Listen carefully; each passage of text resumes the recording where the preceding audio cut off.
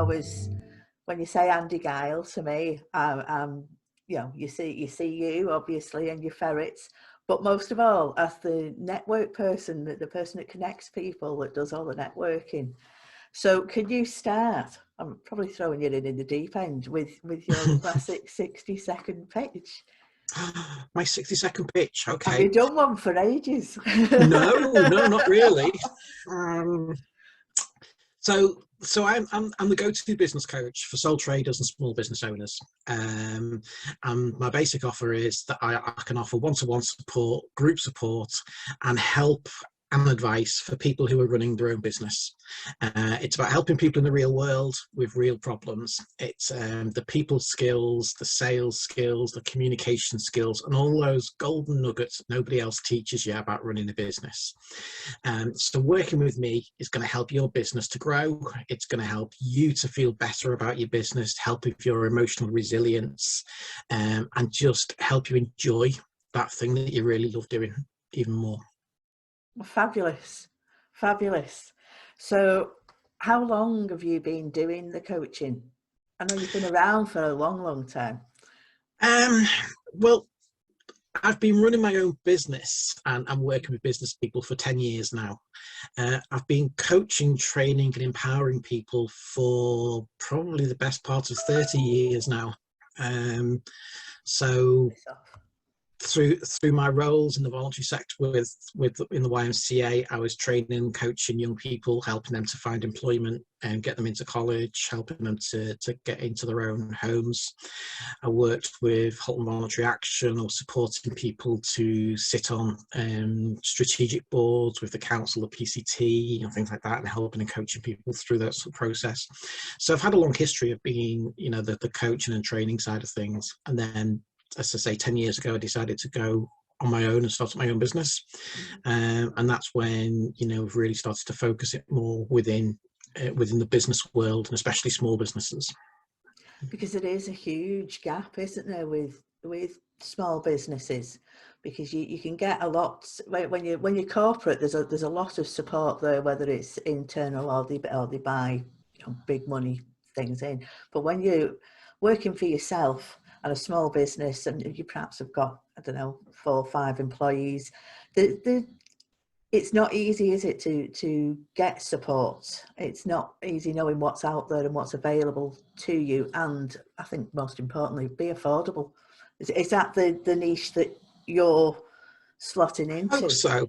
I hope so. I think, you know, what I was finding, there was plenty of support out there for writing your business plan for the bank, how to do your finances, and all those basic things of how to set up a business. And everyone tells you, know, get yourself a website, get yourself a .com name, get yourself an email address, and you're sorted. You can go and run a business. No. And it's not that easy. People don't appreciate the pressure, I think, sometimes that's on them, and the personal side of what it does. You know, getting up every day and getting somebody saying no to you every day is hard work, and it's tough.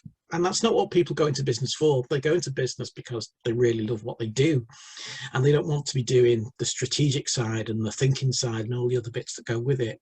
So I suppose what I really am trying to do is to help people and support people to understand the psychology side of business a little bit more. Mm-hmm. And understand the people side of business a bit more. Because if you begin to understand how to connect with people better, how to listen to what they're saying, how to identify your ideal client and just work with those people, it becomes much easier. And it becomes a little in the processes and things that you can put into place. And so that's where I suppose I fit in, is trying to do that stuff that nobody else has really done with them. And yeah, it's small businesses, it's sole traders, everyone's got a budget. So, you know, I've not gone daft with my prices, and I'm not looking for multimillionaire people to work with. I love working with local people. I love working with real people. Yeah. So yeah, you know, I try to make my prices as affordable as possible for people to be able to take advantage of it. Yeah, fabulous. So I think the question of the moment is, how has the current situation affected your business? I mean, one of the reasons I got Halt Now back up and running after discovering it, having a digital clear out and refinding the address that it was attached to, and the password was still attached to that email address. It was amazing. I was going, yes, because I'd handed it over, I'd given it away. And one of the hard things for me since, I mean, right at the very beginning was watching the small businesses, my friends, my business acquaintances struggle. I mean, just literally be working one day and not the next, and having to, I don't know, but be very, very creative, unbelievably creative, to keep going. Excuse me a minute, I did shut this off. Obviously not off enough. It's definitely off. So how has the current situation affected what you do? Is it has it brought new opportunities, or has it just been a, oh my God, what do we do now? Or did you have that few days going, what do we do now, and then on with it? Yeah, I think, you know, my story is not dissimilar to most other people who are self-employed. We came to the week of the first lockdown. I lost £20,000 worth of business in 2 days. Everyone's cancel. Sit there and you just sulk for 2 days and you think, this is stupid, hate the world, what we're doing. And then you pick yourself up and you have a look at how you can actually do something. Yeah. So yeah, I've had to adapt online. You know, the biggest part of my business was going into the businesses and doing training. And I really loved that and enjoyed that. And that was great. And then I had a small amount of coaching clients who I was working with that was nice and comfortable for me with the way I was going out to visit them. So it was just about turning to Zoom and to looking at different ways of working with them. I'd always been quite skeptical of, well, can we really do it online? It's not the same as face-to-face, will it work, etc. But it has, and it's worked really well. And so it's opened up the world to me rather than the Northwest to me, which is fantastic. So the coaching online now, I've been coaching people over in Spain and been a couple of guys in Germany. So you're truly international. Yeah, I mean, that has been fantastic, and that's really been an interesting eye-opener, that why the hell wasn't I doing that before type of thing. And then I've been looking at more of the social media approach. So we started the Hive group on Facebook, which is a free group for sole traders and small business people just to come along and interact in, tell us what they do. I'm trying to do a little bit of sort of personal development type of stuff on there as well, and just helping people out, some thoughtful questions each day for just to get people thinking. And from that, we've started up some groups.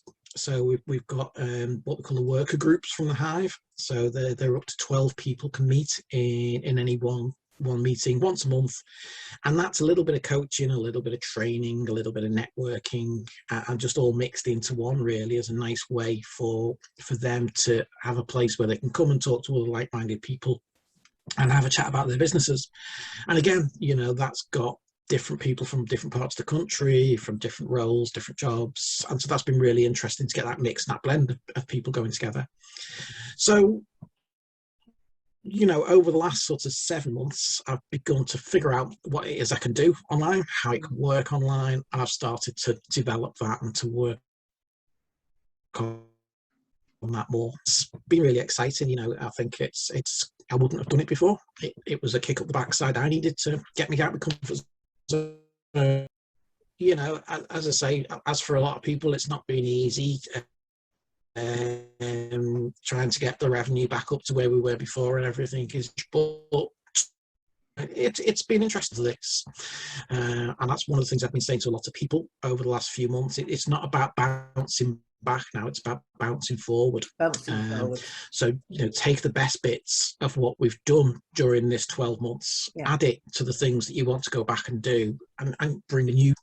You know, don't think it's just about going back to the old ways, because I think, you know, there's been a lot of great opportunities for a lot of people during this 12 months as well. There's been some amazing opportunities, and what surprised me throughout it all is the resourcefulness.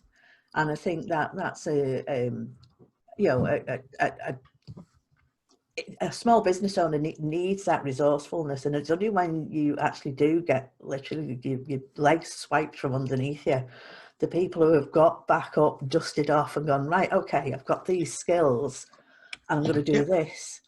So that was, it was really lovely to see, as much as it was heartbreaking to watch people literally lose everything overnight and have very little support from the government, because they fell through the cracks. I mean, it was shocking, wasn't it? I mean, they're improving slightly now, but still it's hard work, isn't it? Enough of the miserable It's bit. not been it's not been easy for anyone, and No. I think, you know, trying to put support packages in place for people like Yeah. that from no idea, Mm. and a lot of the system. It's just one of those. Unfortunately, yes, there are people who've fallen through, and it's a real shame. And all we can do is do our best to help them and to, you know, to help them get through the best we can. They are some of the most resourceful people. You know, they are fantastic in the way that they've been able to reshape and change. And I say to everyone, don't be afraid to have a day now and again day and have a sulk now and again, because it's all crap and you hate the world. It's not the end of the world. It is quite, you know, we all do that. That's fine. You know, don't stick there looking at social media and looking at all these people as the world is brilliant and I'm working on the beach in Barbados and isn't it fantastic and all that rubbish. You know, it's all you need to worry about is you and what you're doing. And you know, and that's who you measure against. That's who you know, you worry about. And just get yourself through. And yeah, I've had my ups and downs over the 12 months. There's been good days, there's been bad days, and you know, that's real people, isn't it? It is. And that's just what we've got to deal with. It is. But if we go back to your hive, you've got your group. And it's a group, and you pop up. You know, it's one of the hard things with Facebook. It is seeing people who you want to see, isn't it? You have to trim your feed on a regular basis.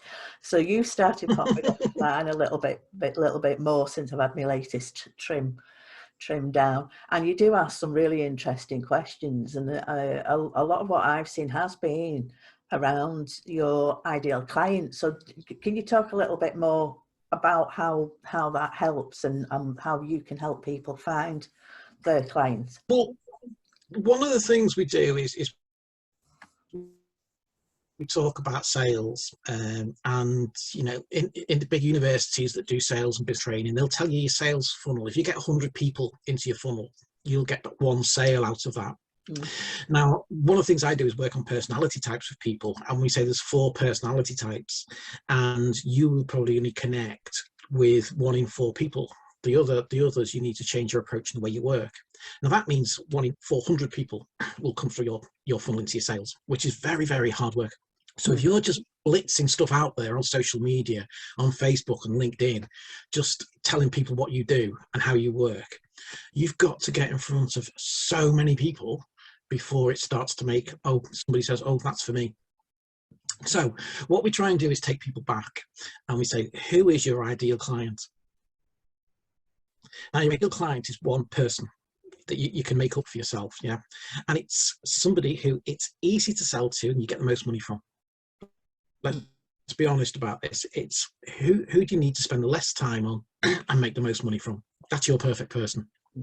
Tell me all about them. And then we create this person, and you know, we know everything about them. So we know what the business is, we know if they're male, female, we know how old they are, we know where they go on holiday, we know about their family, we know about the kids, and we build a picture of them. And then the question is, so what keeps them up at night? What are they worrying about? And once you can start to think about the 3 or 4 major things that they're worrying about all the time, you go back to what you do and you say, so how can I solve that problem? And when you know how you can solve the problem, that's what you write about, and that's what you put on social media. And then what happens is your ideal client reads it and goes, oh my God, that person really gets me. Oh my God, somebody actually understands what's happening to me. That is just so wonderful. And they come to you with open arms. Yeah. And they love you. Work with people easier. So instead of sitting there all day just putting thousands and thousands of posts out and putting thousands of messenger notes out to random people who are never going to buy from you in a million years, let's concentrate on the people who actually you can help. So we stop selling our product and we start selling a solution. And once you start selling a solution, People are a bit more engaged and open to it because they don't feel like they're being sold to. They feel like they're being helped. And if someone's being helped, they're more open, their brain's more open, they're more engaged with you, their body language is open, and it's easier for you to then get engaged with them. And not only will you be able to sell to them, but they're more likely to become a loyal customer because they love you, because you've helped them, and they'll connect with you on that sort of personal level, and they'll stay with you longer. Yeah, and they'll sing your praises to other people. Absolutely, absolutely. So it's, and once you've got people who are your number one fans, it does make life a little bit easier, doesn't it? So yeah, it's about working with these people. It's about working with people you want to work with, because that's what makes your life easier as well. It saves you time, it saves you money, it saves you effort, it saves your heartache. We've all got those people that we work with who are hard work, and you thought, why am I doing this? It's costing me a fortune. Not anymore. Paying that. And I hear it off people so many times because people have got this word that they can't say in business. No. And so many people can't say it, and we'll just say, instead of saying no, yes comes out, and they end up doing a piece of work for somebody that's going to cost them money and time. And the other person is never going to be pleased with it because they're not connecting with them properly. And it just goes on. So, how much nicer would it be if you were just working with nice people who just paid you? And that's it. They phone you up and you'll have a bit of a chat and you'll get an idea of what they want and you'll put it down on paper and send it off to them and they go, yeah, here's your money.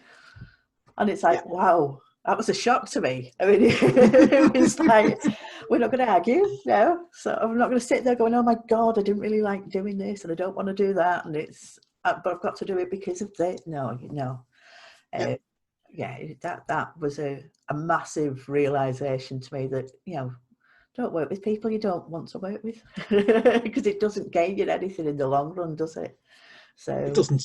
It takes confidence. It takes time to be able to do that, and a bit of experience and skills to do it. But once you get there, it makes such a difference. And I think it's quite a brave decision because it goes totally against the grain, doesn't it? You think you've always got to be on and hustling and pushing and working, and when in reality, once you find your people, it's I wouldn't say easy. It's not easy because work still is work. Sometimes you have to do stuff that you don't particularly like accounts and sending invoices, and I should really outsource that side of things. But it makes things a lot more pleasant and lovely to work with these people. So you've already said you work with sole traders and small businesses. Who is your ideal client? What do they look like? My 9 years. It's quite successful.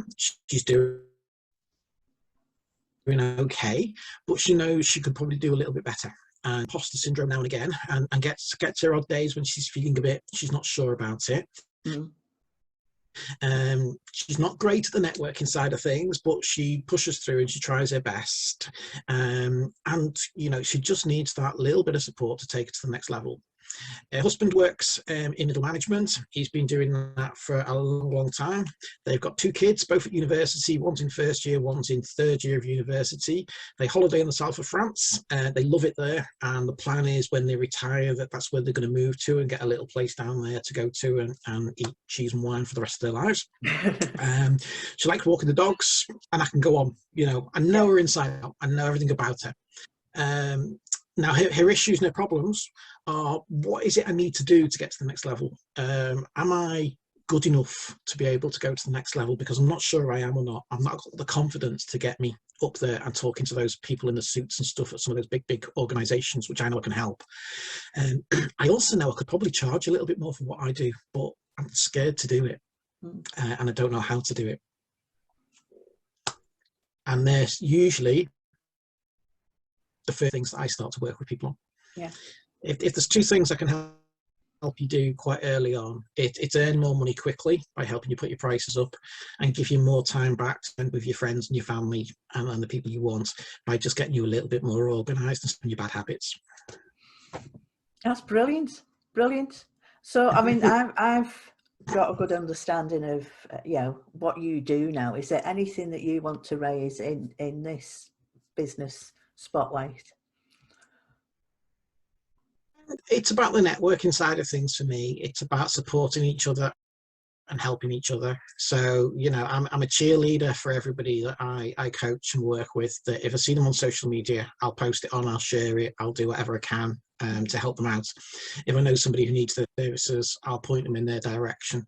And, I just encourage everyone to do the same. It takes, 2 seconds to reshare a post for somebody, but it can make a big difference to them if they get some work from it, or it gets them in front of a market.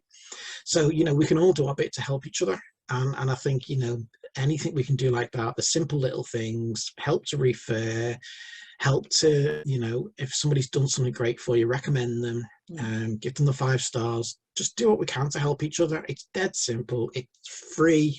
It costs us very little time, but it makes a big difference. So, let's all get out there and support each other. Oh, brilliant. I mean, that just sums everything up, doesn't it? Really, really nicely. So if we call it an end there before we lose you again, I just want to say thanks very much for your time. I really, really do appreciate you coming on and being the first guinea pig.